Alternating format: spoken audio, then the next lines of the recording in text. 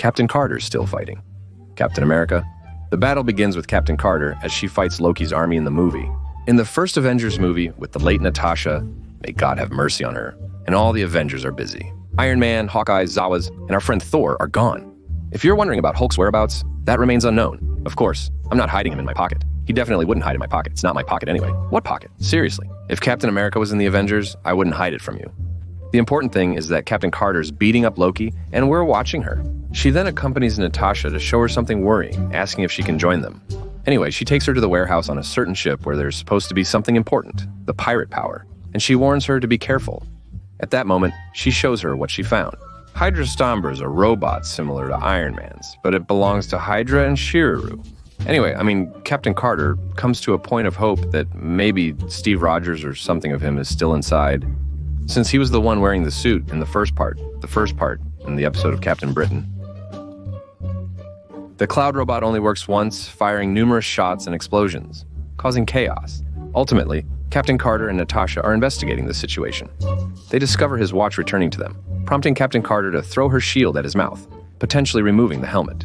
And we see that the one inside this robot is actually Steve Rogers, but he's almost not aware of what he's doing. And he keeps firing missiles at them. So Captain Carter and Natasha have to escape. Forget about Captain Roger and Captain Eggplant. Anyone close to Natasha ends up dead. It's true for every mother in the world, baseball, and cartoons. Captain Carter tells Nick Fury, "You didn't warn me about this, you son of a buh." Steve Rogers died on a mission in Argentina in 1953. Now he's alive. And you want me to believe that? When exactly did this happen? Nick Fury mentioned he was supposed to have died during his last mission, which involved destroying Hydra camps. But there are rumors that the Red Room organization, the one that controlled Natasha Zamal, found Steve's body, they found him before he died, They controlled him and forced him to kill. The agents from Strategic Homeland Intervention, Enforcement, and Logistics Division were important operatives and close friends of Nick Fury, and now they are able to figure out what his next mission is or where he's headed. They know where he's going. Kate Carter offers to lead the team against Steve and handle his mother, but Nick Fury refuses, stating that Steve is currently the world's most dangerous killer. She must remain objective and not let her feelings for Captain Carter interfere. Captain Carter asks him to focus on the next mission. Steve then goes to Bucky. Now, he's become the head of something, likely an important leader in America's Strategic Homeland Intervention, Enforcement, and Logistics Division organization, though I'm not certain of his exact role. Anyway, he's doing something. Now, Steve attacks the cell where Bucky is and tries to kill him, but Captain Carter arrives at the last moment, unfortunately. Captain Carter, Natasha, and Strategic Homeland Intervention, Enforcement, and Logistics Division soldiers engage in an intense, multi-round battle against Steve after she saves him. And it was intense, and thankfully the skilled teacher was really impressive. Natasha attempted to kill Steve, but Bucky intervened, shielding him and trying to reason with Natasha. He nearly succeeded, but Steve's watch alarm triggered again, causing Natasha to almost kill Bucky. If not for Captain Carter's unpleasant intervention in their battle, which he continued until the end. She jumps on Steve's head. First of all, it's a tough situation, and this move is really important because she keeps jumping, hitting Steve's head. Steve's head, but his real head, in a serious mission. Steve really gets a lesson, and they continue their battle in the sky until Captain Carter stands up and hits the suit's power source, causing it to shut down. But by doing that, it actually solves things for the better. Hey, boss. We're both in the sky right now, so sometimes it looks like they're about to fall from the sky. Captain Carter doesn't get caught off guard. Steve Rogers. At the same moment, Natasha arrives with their ship and picks them up from the sky. She quickly hides them in a secret lighthouse in the middle of the sea. She takes care of Steve, who is very important to her, and they try to remove the suit from him. But the suit is, as you might say, stubborn. It became a part of his body, and if removed, he will die, as it's the only thing keeping him alive. Natasha is setting up a workshop in the clouds for the suit, waiting for him to wake up and see what he'll do with meeting Abona. She's basically up in the clouds. She tells Captain Carter that this isn't enough, that they need help. Maybe Bruce Banner or Tony Stark. Bruce Banner and Hulk are around. The important thing is they need help, whether it's Bruce Banner or Tony Stark, as they'll bring more power to the suit. I'm just reading, but what exactly is she saying? But Captain Carter refuses because they're going to run an experiment on Steve. And in case the episode ends, we want to say it's a cliffhanger episode. Anyway, I'm with Captain Carter, and she tells Natasha that she's going to the Red Room to find out what's really going on, guys, and what the solution is to save the guy, the son of the lady. But Natasha tells her that she didn't just try to go to the Red Room. She also found and killed her boss, but failed to locate their secret hideout. In a conversation between two strategic Homeland Intervention, Enforcement, and Logistics Division agents, Steve Rogers suddenly wakes up and says, "I know how to take you to the Red Room." That's just how Steve is. He woke up in the Illuminati and told Carter, his well-known Republican character, that he owes her a date. Not a blind date or past dates, but the ones in the present-day Illuminati. These are the things that are similar in the symptoms. As for the companions, Shaw Carter was riding their planes and they were following Steve, who was taking them to a city that looked strange. But he tells them that, secretly, it is actually the Red Room. They disembark the plane and explore the city, which is devoid of human life, but has sound recording machines. So the girl was looking at Steve and he was looking at her. And it appears that she is looking at the city of Red.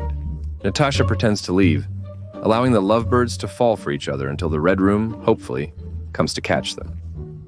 Let me tell you, Natasha, Mom, there's no need for food. You just left those two lovebirds, and my heart is aching for you. It's not like you need anything to eat. The important thing among the group is that they're the lovebirds, not me and Natasha. They're the lovebirds. The second thing is that they're Carter and Steve. The important thing is that they were about to kiss each other. But the city's mechas, they all turn out to be original weapons. And they start attacking Steve and Carter. So at that moment, Steve and Carter start fighting them, and Natasha joins them. She left me, and that's okay. After fighting with the group, the counter overcomes their courage, causing Carter, Steve, and Natasha to faint. Upon waking up, they find Melina and the Red Room forces confronting them. At that moment, we find out that all this time, Steve hadn't actually regained consciousness or anything. And his mission wasn't just to kill Bucky or anything like that. His mission was to bring him back. Up to this point, it's important to know that I don't need... And to tell you, Kat, Carter, and Natasha don't just surrender themselves. They fight the Red Room forces, and Kat takes Steve, and Natasha takes on the Red Room forces. Honestly, everyone according to their own abilities takes on the Red Room.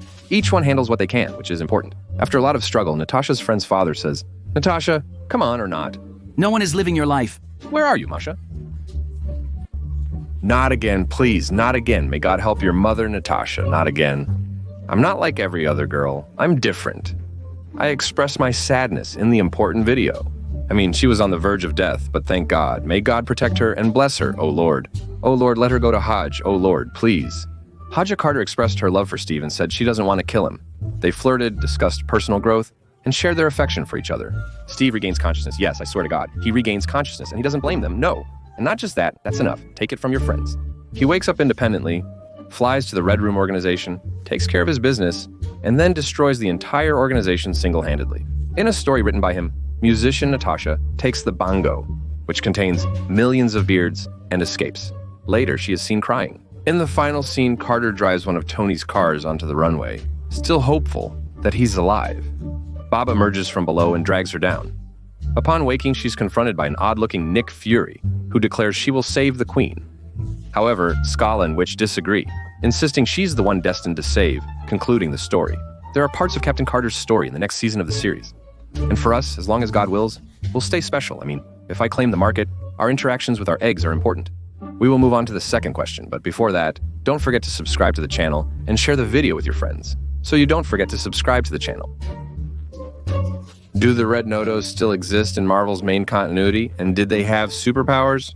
The Tamanagari were able to stay on Earth, and they amazed the Tesseract, and with this, they prevented the end of the world, or Ragnarok. But in this world, the Titaban were able to settle on Earth. What's important is that he reached Asgard early, and completely destroyed it. Not just that, but also he came for Odin as well, and destroyed Asgard entirely. And because of the explosion he caused, the Tesseract was affected. And they sell it in space to someone, but they sell it in a place on planet Earth, specifically in a forest in North America, before the European animals came to colonize it. And all the Redskins are killed. What's important is that there is a brother and sister playing in the forest, until the sister, whose name is Kahuli, I don't know why I said the name of my father's son or mother, she reaches a place where there is a skeleton. And she tells her little brother that there is a pond in this place. And this pond is capable of transporting anyone to any place in the world. I found this pond and fought with other tribes over it, shedding blood to determine who would have access to the pond. But they can't reach anything because the pond would swallow up anyone who got close to it anyway. The key aspect of the story is that you nearly reach a pond where ducks are playing, diving, rising, and frolicking. Almost all of this is just a legend, with nothing real about it. But they didn't dare to rejoice because they heard the sound of gunfire coming from the village. And when the fire started, the colonizers found it, reached it, killed the villagers, and burned it down. From the very beginning of their fathers, the very beginning of their mothers, and the very beginning of the Kyrite. The legends are in the clouds. He tries to see her as she runs into the forest, until she disappears into a strange corner like that. Someone dug it for unknown reasons, but they heard its sound and kept running until they crashed into the Kusturia Pond. Are you really here, Aya, in peace and well-being? The important thing is, I can't say for sure, but the soldiers are chasing after them. Kawari and her brother. I can't pronounce her name right, or maybe I'm just mispronouncing it. Anyway, it's important. Kawari and her brother are hiding, but her brother is making a sound, almost like a whistle, I think. As the soldier moves to kill him, Kawari emerges and distracts the soldier to save her younger brother. However, another soldier arrives and shoots Kawari in the shoulder. She falls into the strategic pool, struggling to stay afloat. Although she doesn't rise above the water, the crucial point is that she gradually sinks deeper. She keeps sinking, bloop, bloop, bloop, until she reaches the pool. This is important for climbing, which draws people in. It's not strange now we know why the pool attracts people. Climbing is a power among people, like telepathy. Afterwards, someone approaches her calmly, saying, "Pray for the prophet. I'm not evil. I'm here for something." But Kawari is scared by his appearance and keeps her distance. The narrator says that after she was stolen and fell, the power of the space stone, which is teleportation, was released from her. Hundreds of warriors, adventurers, and nobles disappeared from the village of Kawari, which is significant. In that pond, that's when a war happened, as you know, at the pond.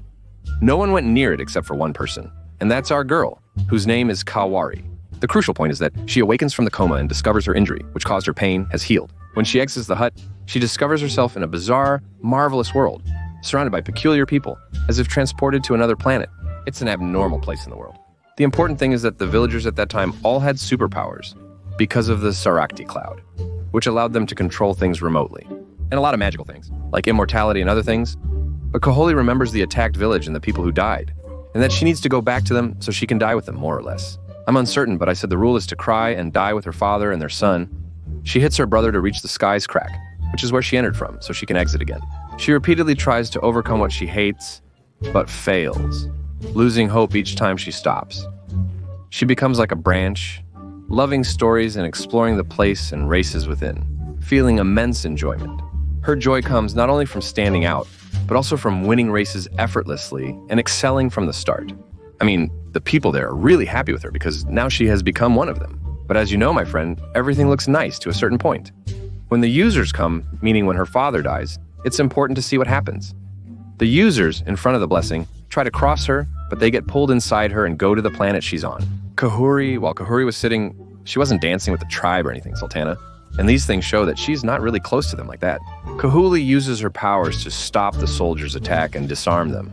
She confronts the soldiers about their actions against her people. Fueled by anger, Kahuli decides to save her people. At that moment, the soldiers rely on their strength and the power of friendship. After gaining the ability to change and control the exit point, she can determine where it leads. So she can throw it from the sky to the ground, and then she goes inside it and returns to planet Earth again. And she comes back feeling relieved. Fasheka Janub is widely used due to its strength. Despite Fasheka's occasional stubbornness, there's a nice scene depicting this. But still, Katra, of course, overcomes her own courage. Why? Because sometimes Katra overcomes courage, and we haven't lost anything. The important thing, Abu Sahabi, is that even if she gets defeated and dies, the rest of the tribe will still arrive. Also, when I entered the hole, I saw that anyone could enter these places. These were universities, and anyone could go in. But instead, I went in with you. The important thing, Abu Sahabi. They are the ones who save Kahulio, and they literally trample the colonizers. No, I mean literally, they really do. They understand they trample the colonizers until they bury them in the ground. After that, her people decrease, and then they go to Spain, which sent soldiers to force her into peace by force. And not only that, but also, my friend, she achieved world peace simultaneously. The portal opened, and out of it came Super Strange, who is Amina, the evil version of Dr. Strange, that's what it means. He informs you that Hori and the others have been searching for her, and as her watch ticks, he mentions that her battle is about to commence.